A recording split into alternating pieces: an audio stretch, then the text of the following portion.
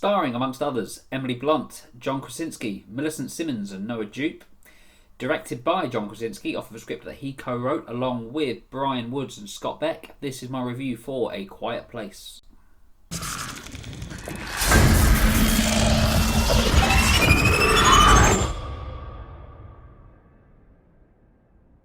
You know those moments in horror movies, the ones where you can just tell that you're in a safe zone?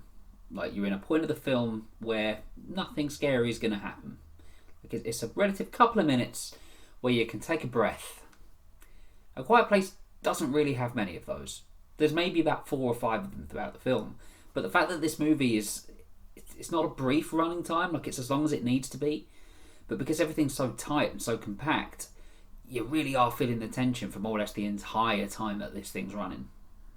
The movie focuses on the Abbott family shortly after they've experienced a bit of a personal tragedy and the world's been invaded by creatures that hunt on sound. If you stay quiet, you're safe. If you make a noise, sometimes even a slight noise, you've got about 15 seconds till these things are on you and they will rip you to pieces. The family, led by Mother Evelyn and Father Lee, they're held up in their home in the middle of the country. It's a nice home, it's a nice environment to be in, were it not for the fact that they can't make any noise whatsoever. And what surprised me with A Quiet Place is I wasn't expecting it to be, as silly as it sounds, this quiet. I didn't know that there was going to be next to no dialogue throughout the movie at all, and it's brilliant. It's exactly what it needs, because every single noise that you hear is amplified. Because these guys aren't talking, they're communicating via sign language. Their daughter's deaf, so they've learned this from when she was born, assumingly. And when they're communicating like this, they speak at no more than a whisper, and the whisper is so quiet that we still need subtitles on the screen to let us know what they're saying. There's, I think, maybe 2 scenes that features characters talking at a normal level, and that's it.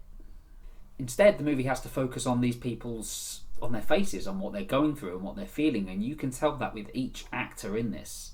This is a perfectly cast movie. John Krasinski and Emily Blunt, obviously they've got a one-up when it comes to chemistry. They've had a little bit of practice of that in the real world, but they absolutely embody these 2 characters. I didn't think of them as John Krasinski and Emily Blunt. I thought of them as the 2 characters in this movie every single second.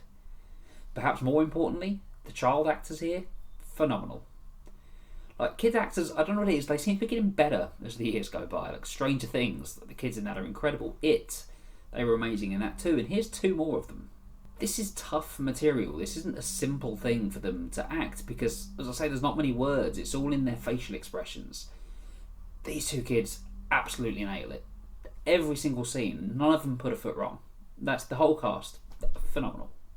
And what I like too about this is that we're not spoon-fed information. In fact, we get very little information about what's happened, where these creatures have come from, when this all started. We get newspaper clippings and we find out the odd little bits of info here and there, but we're not told a great deal, and I think that actually works to the film's favour. I don't need to know what these creatures are. I don't need to know where they came from. In fact, I don't want to. It worries me that there's already talk about a sequel to this movie, because this, for me, is a one and done deal, and I don't need to see any more of it. I don't want things explained. Even the movie's ending, and won't go into spoilers here, but it ends on a note that's hopeful, but it doesn't really resolve anything. We're kind of still in the middle of the story, but while I can see that some people may find that a little bit frustrating, I can't think of a better way for them to have ended this. Like that final moment, the final few seconds that this film has, it's just brilliant. Of course, this is a horror, so it needs to be scary, and I'm sure there's going to be people out there who are like, this didn't scare me in the slightest. It scared me. It does tend to rely on jump scares a little bit too much, I think. There's the odd occasion where there's a jump scare thrown in, and I don't think it needs to be there.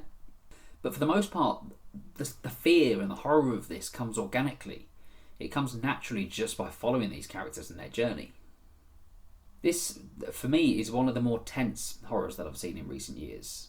Whereas something like Get Out I thought was fascinating and I was heavily involved in it, I didn't find it to be as tense a film as other people did. I loved it.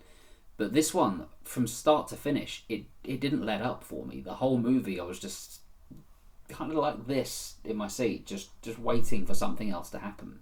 And speaking of Get Out, credit must go to John Krasinski here. Much like Jordan Peele, who's known for his comedy, he's come in, written, directed, and starred in a horror movie, and I think it's going to be one of those horrors that's remembered at the end of 2018. Like when we're talking about best movies of the year, I can see Quiet Place getting maybe not quite the same traction as Get Out had, but certainly winning some awards, not necessarily the bigger ones, but it's a movie that I think will stick with people.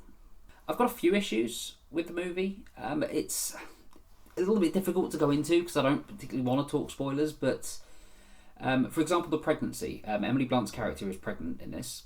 That's, as far as I know, it's in the trailers. Pretty sure it is. But because we can't hear these characters talk, because they're not having conversations, it's a little bit distracting, as for me, most of the time since when she appeared on the screen as pregnant, I spent thinking, this is a terrible idea. Like, what are they going to do? Babies are notoriously known for not being quiet. The lack of any conversation between the characters makes it so that we don't know what the plan is for this baby. We don't know how they're going to keep it quiet, how they're going to keep it away from these creatures. Nothing's really said about that because these guys aren't talking. So the whole fact that this is silent, the fact that there is so little conversation, mainly works to the movie's credit, but there are situations, particularly that one, where it took something away a little bit.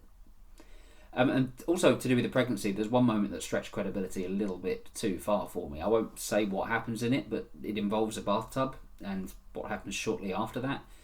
And yeah, when it happened, I was more, really? You did that? Really?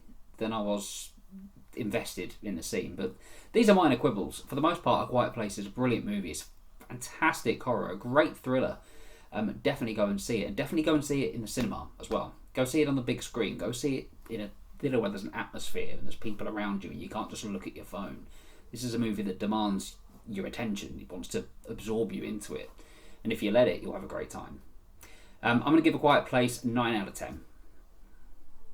Have you seen A Quiet Place yet? What did you think? Let me know in the comments. You can follow me on Twitter at JoePJulians, and I'll do my best to respond to people on there if anybody's watching this. Thanks for watching. Movies at 20 will continue some point next week with City of Angels, Nicolas Cage movie. I've not seen this one. I'm excited. I'll happily watch anything with Nicolas Cage. But yeah, thank you for watching, and I'll see you on the next video.